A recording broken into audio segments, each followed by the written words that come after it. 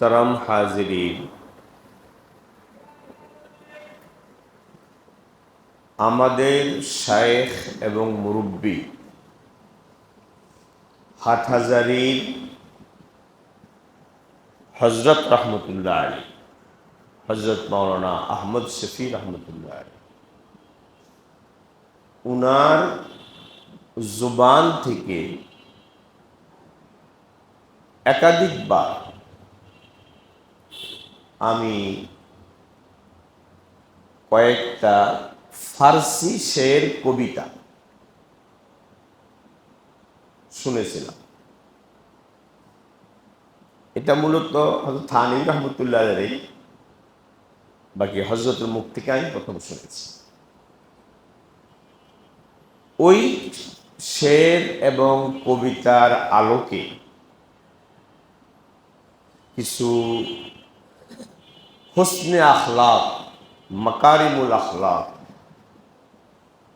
উত্তম চরিত্র সম্পর্কিত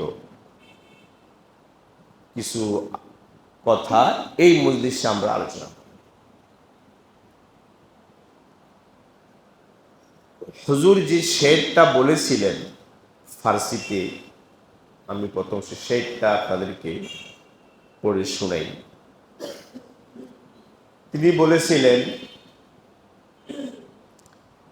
খাহি কে শবি বমঞ্জিল কুরবে মুকিম, खाही के शबी बमंजिल कुर्ब मकीन, नुह चीज बनफ्स खेश फरमा ताली। অর্থাৎ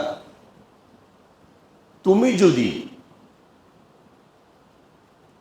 আল্লাহ তাআলার বিশেষ কোন নৈকট্য অর্জন লাভ করতে চাও,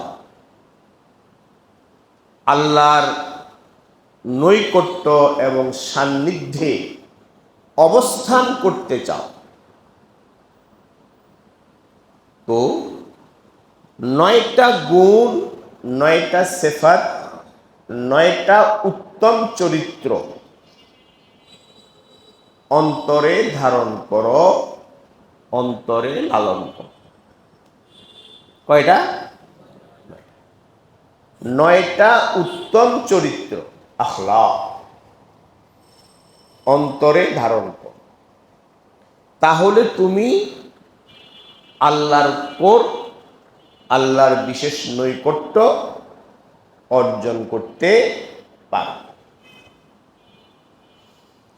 খাহি কে শবি বমঞ্জিল কুরবে মকিন, হুজুর বলতেন, খাহি কে শবি বমঞ্জিল কুরবে মকিন, নুহ চীজ নফসে খেশ রা, নুহ চীজ বনফসে খেশ ফরমা তালিম। এই 9টা সিফাত অর্জন করো। কি কি? সবর, শুকর, কানাত, ইলম, ইয়াকিন। সবর, শুকর, কানাত, ইলম, ইয়াকিন। তফবিজ, তাওয়াক্কুল, রিজা ও তসলিম। 9টা সিফাত, 9টা গুণ, 9টা সচ্চরিত্র, উত্তম আখলাক যদি আমরা অন্তরে ফিট করতে পারি,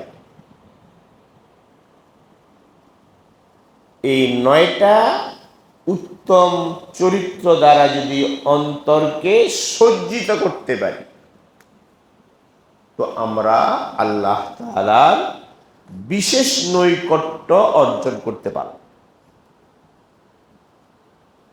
তন্মধ্যে 1 নম্বর চরিত্র সবর। কি?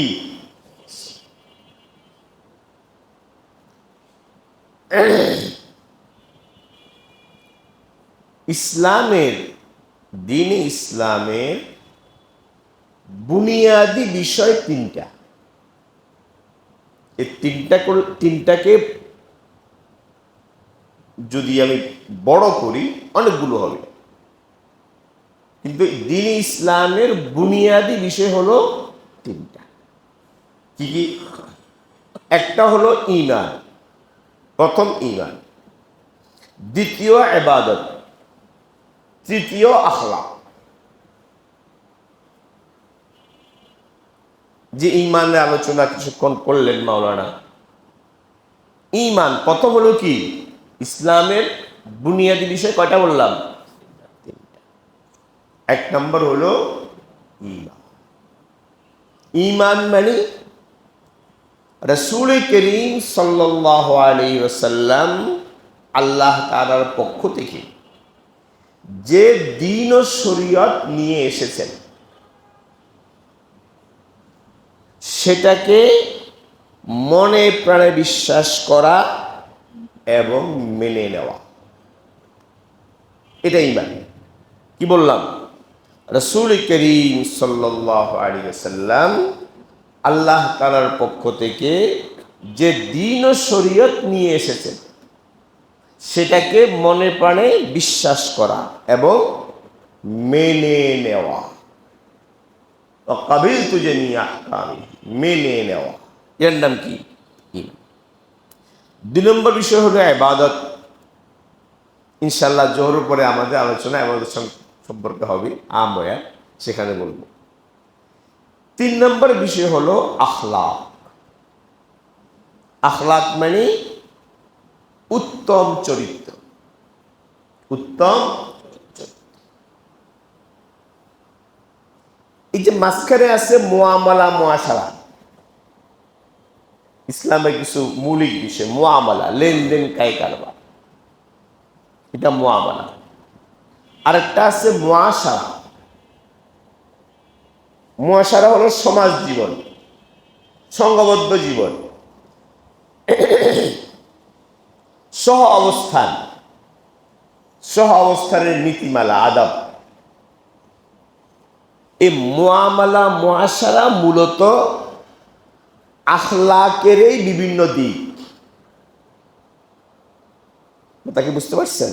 আখলাকের কি? আখলাক যে বললাম শব্দটা, আখলাক উত্তম চরিত্র, ওই আখলাকের বিভিন্ন দিক হলো মুআমালা এবং মুআশারা। তাহলে ইসলামের বুনিয়াদি বিষয় কয়টা? ঈমান, ইবাদত, আখলাক, মাকারিমুল আখলাক, উত্তম গুণাবলী, হুসনে আখলাক, উত্তম গুণাবলী, আখলাকে হাসানা, উত্তম গুণাবলী।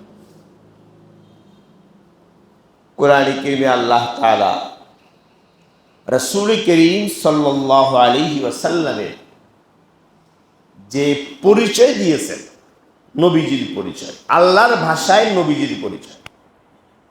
নবী কেমন? তো আল্লাহ তাআলা নবীজির পরিচয় দিয়েছেন, ওয়া ইন্নাকা লাআলা খুলুকিন আযীম। আচ্ছা,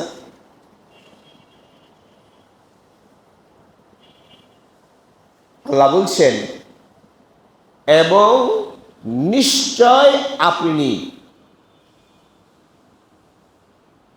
মহান চরিত্রের উপর অটল আছেন।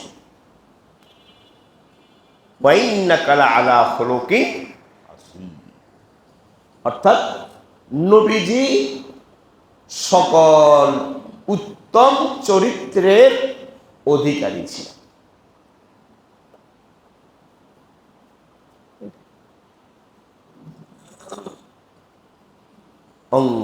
একটা হলো ইবাদত, আর একটা হলো আখলাক।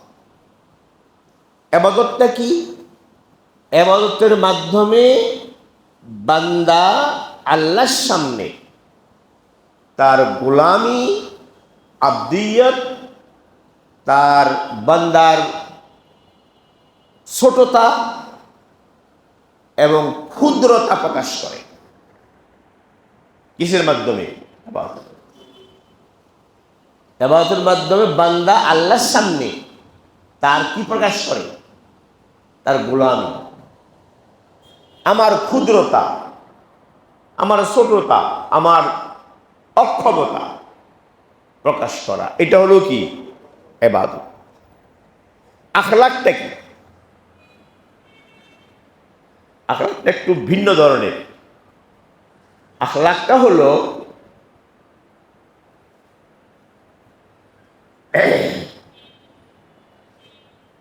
মানে সীমিত পর্যায়ে, স্বল্প মাত্রায় বান্দা আল্লাহর সাথে সাদৃশ্য গ্রহণ করা। কি আখলাকটা? কি অল্প মাত্রায়, সীমিত মাত্রায়, সীমিত পর্যায়ে বান্দা আল্লাহর সিফাতের সাথে কি গ্রহণ করা? সাদৃশ্য গ্রহণ করা। এটা হলো এর উল্টা, ইবাদতের উল্টা। বান্দা আল্লাহর সিফাতের সাথে কি করতেছে? সাদৃশ্য। যেমন মনে করেন আল্লাহ তাআলা রাহিম। কি? আল্লাহ রাহিম। রহমত কার সিফাত? আল্লাহ। দয়া, আল্লাহ পরম দয়ালু। রহিম এটা আল্লাহর সিফাত। আল্লাহ বান্দাকে বলেছেন আমি দয়ালু, দয়ার সিফাত তুমিও ধারণ করো। তুমিও কি করো? ধারণ। তাহলে আমি তো আল্লাহর পর্যায়ে পারবো না। আল্লাহ খালেক, অসীম, তার সিফাত অসীম, অনন্ত। আমি সীমিত, আমার সব সীমিত, আমি অনন্ত কোথা থেকে পাবো? তাইলে আখলাকটা কি? আখলাকটা হলো বান্দা স্বল্প মাত্রায় আল্লাহর সিফাতের সাথে সাদৃশ্য গ্রহণ করা। এটাকে আমাদের সুফিয়ায়ে কেরামের ভাষায় বলে তাখাল্লাকু বিআখলাকিল্লাহ। কি বলে এটাকে? তাখাল্লাকু বিআখলাকিল্লাহ। আল্লাহর চরিত্রে চরিত্রবান হও। আত-তাখাল্লুক বিআখলাকিল্লাহ, বড় উপরের কথা। আত-তাখাল্লুক বিআখলাকিল্লাহ, আল্লাহর চরিত্রে চরিত্রবান হওয়া। এই আল্লাহর চরিত্রে চরিত্রবান হলে সে খেলাফতের দায়িত্ব পালন করতে পারে। এই যে খেলাফত বলে, খেলাফত করে না এখন, খেলাফত যাকে এটা অন্যদিকে চলে যাবো। খেলাফতের দায়িত্ব কোনো দিন কেউ পালন করতে পারবে না যাবত না সে আল্লাহর চরিত্রে চরিত্রবান হয়। ইন্নী জাইলুন ফিল আরদি খলিফা, এই খলিফা হতে হলে তাখাল্লুক বিআখলাকিল্লাহ লাগবে। আমাদের দেশের মুসলমান যারা প্রশাসন চালায়, দেশ চালায়, প্রশাসন পুরা, যাদের উপরে প্রশাসন পুরো কর্মচারী কর্মকর্তা, যে দেশে ঘুষ ছাড়া একটা ফাইল এখান থেকে ওখানে কি হয় না, নড়ে না, নড়বে না। সরকার যে আসুক ওভাবে চলবে, নড়বে না ঘুষ ছাড়া। এই দেশটা এমন, যাদের মধ্যে যাদের স্বভাব চরিত্র হলো এই, সেখানে খেলাফত কায়েম হবে। ক্ষমতায় গেলে কিচ্ছু হবে না, ক্ষমতা ফেল হয়ে যাবে। ক্ষমতা ফেল, সরকার ফেল হয়ে যাবে এই এস্টাবলিশমেন্টের সামনে। সব ঘুষখোর, সুদখোর। আপনি কি করবেন? আপনি ভালো, আমি প্রধান, প্রাইম মিনিস্টার ভালো, কিন্তু আমার পুরো প্রশাসন যন্ত্র হলো কি? চোর। এইখানে কিসের আপনি খেলাফত কায়েম করবেন? আর ভাই খেলাফত কায়েমের পরীক্ষা হলো এটা, যেটা আমরা করতেছি, এটা সবাইকে ক্লিয়ার করতে হবে। যাক, কথা অন্যদিকে চলে গেছি, এটা বলা উদ্দেশ্য ছিল না, এসে গেছে। তো বলছিলাম যে আল্লাহর চরিত্রে চরিত্রবান হওয়া, খোলকটা আখলাকটা, এটা হলো মূলত এক ধরনের আল্লাহর সাথে কি করা, সাদৃশ্য গ্রহণ করা। অনেক বড় কথা, আল্লাহর সাথে সাদৃশ্য গ্রহণ করা।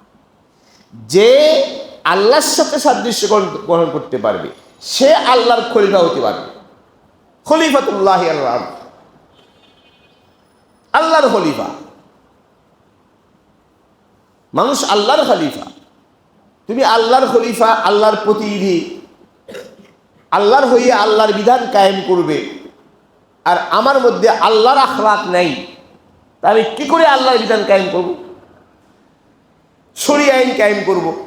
এসব ফালতু স্লোগান, ফাঁকা বলি, এসব দিয়ে খেলাফত কায়েম হবে না।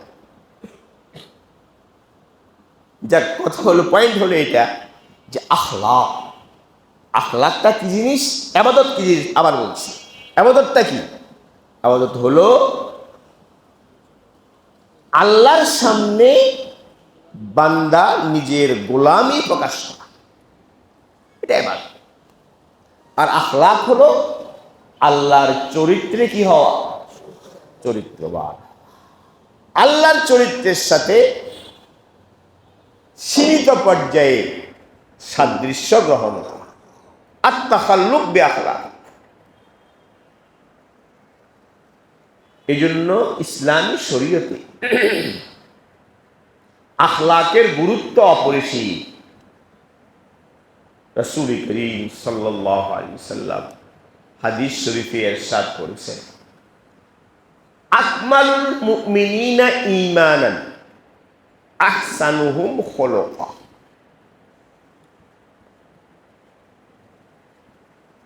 ঈমানের দিক থেকে পূর্ণাঙ্গ মুমিন সে।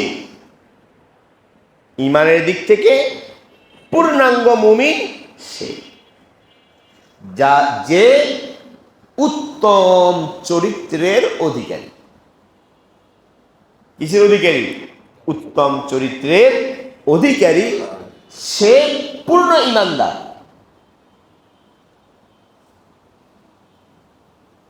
কথা কি বুঝতে পারছি? যে ঈমানের পূর্ণতা, ঈমানের পূর্ণতা নির্ভর করে উত্তম চরিত্র গ্রহণ করার উপর। আমার চরিত্র যত সুন্দর হবে, যত উত্তম হবে, আমার ঈমান তত পূর্ণ।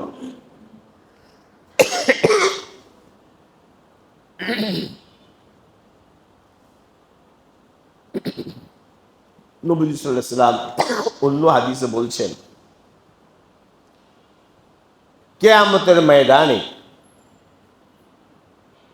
আল্লাহ তাআলা যে আমল মাপবেন, এই মাপের যন্ত্রে সব নেক আমলের তুলনায় সবচেয়ে ওজনদার হবে আখলাক।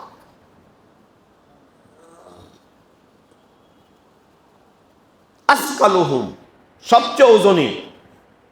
নেক আমলের মধ্যে সবচেয়ে ওজনী হবে উত্তম আখলাক।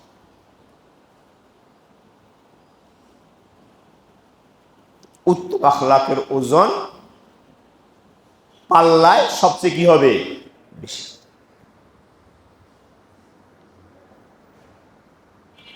আখলাক সুন্দর করা, উত্তম আখলাক গ্রহণ করা, অন্তরে ফিট করা, অন্তরকে উত্তম আখলাক দ্বারা সজ্জিত করা, এটা একটা স্তরে ফরজ। একটা স্তরে কি এটা উত্তম আখলাক।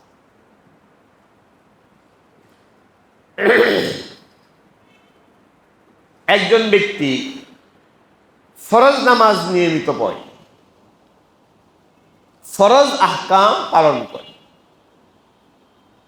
ওয়াজিব আহকাম পালন করে, সুন্নতে মুআক্কাদা যথা নিয়মে পালন করে, কিন্তু নফল ইবাদত বন্দেগী করতে পারে না, সময়ে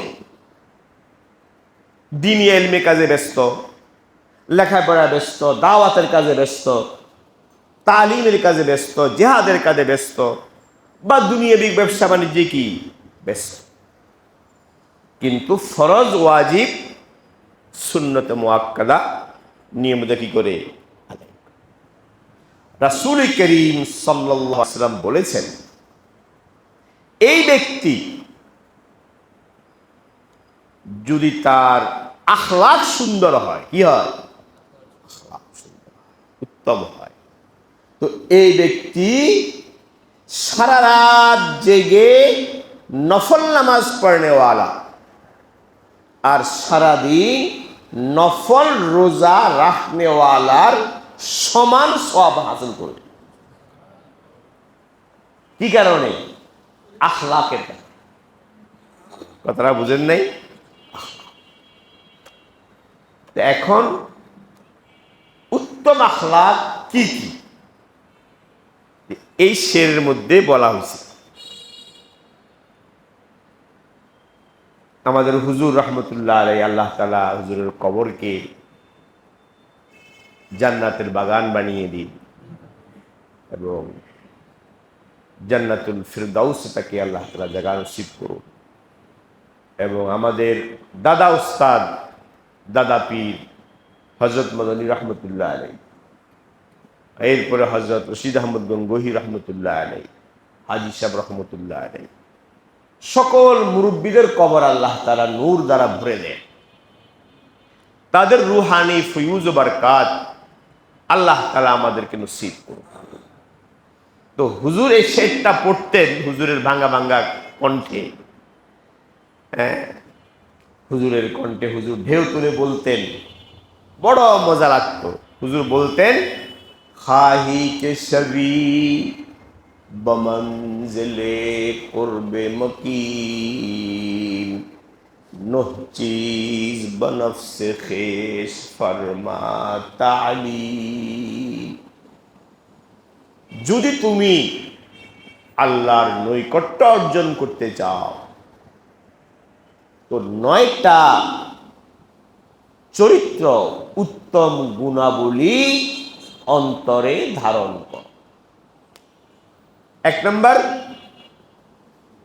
সবর, শুকর, কানাআত, ইলম, ইয়াকিন, তাফওয়িজ, তাওয়াক্কুল, রিজা ও তাসলিম। 17 মুখস্থ করবে সেগুলা। প্রথম গুণ হইল, আলোচনার সুবিধার জন্য এখানে আসছে, এই জন্য আমি এবার বলছি। প্রথম 1 নম্বর গুণ সচ্চরিত্র, উত্তম চরিত্র, উত্তম গুণ, সেটা হলো সবর। কি? সবর। হাদিস শরীফে এসেছে, রাসূল করিম সাল্লাল্লাহু আলাইহি ওয়াসাল্লাম বলেছেন, বুইস্তু লিউতাম্মিমা মাকারিমাল আখলাক। আল্লাহ তাআলা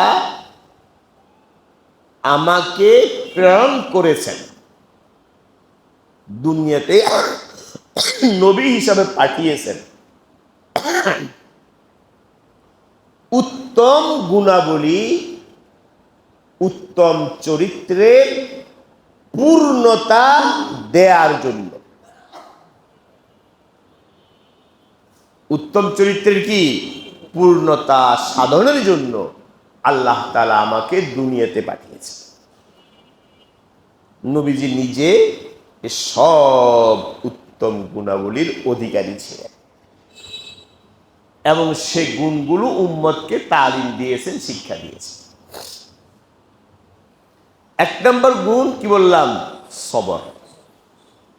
আমরা এটা অনেকে জানি, আমাদের মুখস্থ আছে আলহামদুলিল্লাহ। সবর কি জিনিস? এটা সবরটা একটা হুসনে খুলুক, একটা মাকারিমে আখলাক, একটা উত্তম চরিত্র। শব্দ খুব ছোট্ট সবর, কিন্তু এটা বিশালের মর্ম। আজকে ছোট্ট করে বলি, সময় তো হয়ে গেছে, একটু ছোট্ট বলি পরে শেষ করে দিচ্ছি। এবারে ইয়াদ রাখবো, সবর শব্দের অর্থ হলো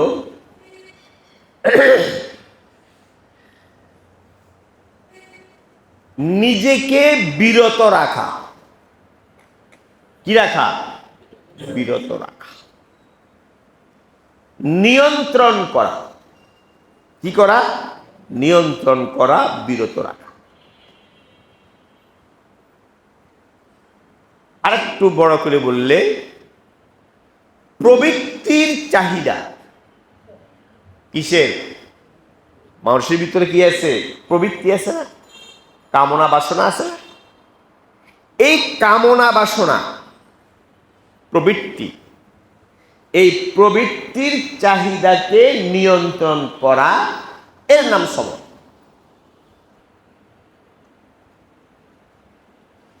বুঝতে পারছেন কথাটা?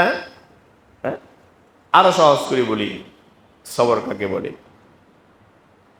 কামনা বাসনা এবং প্রবৃত্তির চাহিদাকে শরীয়তের অনুগামী করা। আরো সহজ, কি বললাম? কামনা বাসনা, প্রবৃত্তির চাহিদা, এই চাহিদাকে শরীয়তের অনুগামী, অধীন করা, এর নাম কি? সবর। ব্যাস, আজকে এতটুক। এ কথা সবাই আজ রাখবেন। সবর কাকে বলে বলেন? কামনা বাসনা এবং প্রবৃত্তির চাহিদাকে শরীয়তের অধীন করা। এক কথায় আরো সহজ, শরীয়তের কি করা? অধীন করা। এটাকে বলে সবর। সবর করো, বলি না, সবর করো। এ সবর করার অর্থ হলো কামনা বাসনা এবং প্রবৃত্তির চাহিদাকে শরীয়তের অধীন করা, শরীয়তের অনুগামী বানানো, এর নাম কি? সবর। হাবসুন নাফস আলা মা তাকরা আছে জালালের মধ্যে, হাবসুন নাফস আলা মা তাকরা। এইটাই প্রবৃত্তির চাহিদাকে, কামনা বাসনাকে শরীয়তের অধীন করা, এটাকে বলে কি? সবর।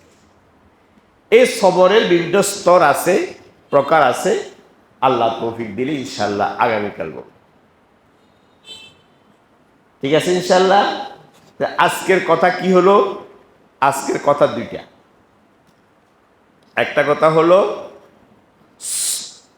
আখলাকে হাসানা, মাকারিমুল আখলাক, উত্তম চরিত্র। এটা মূলত আল্লাহর সাথে সীমিত পর্যায়ে, আল্লাহর সিফাতের সাথে কি করা? সাদৃশ্য গ্রহণ করা। অনেক উপরের জিনিস। ঠিক আছে?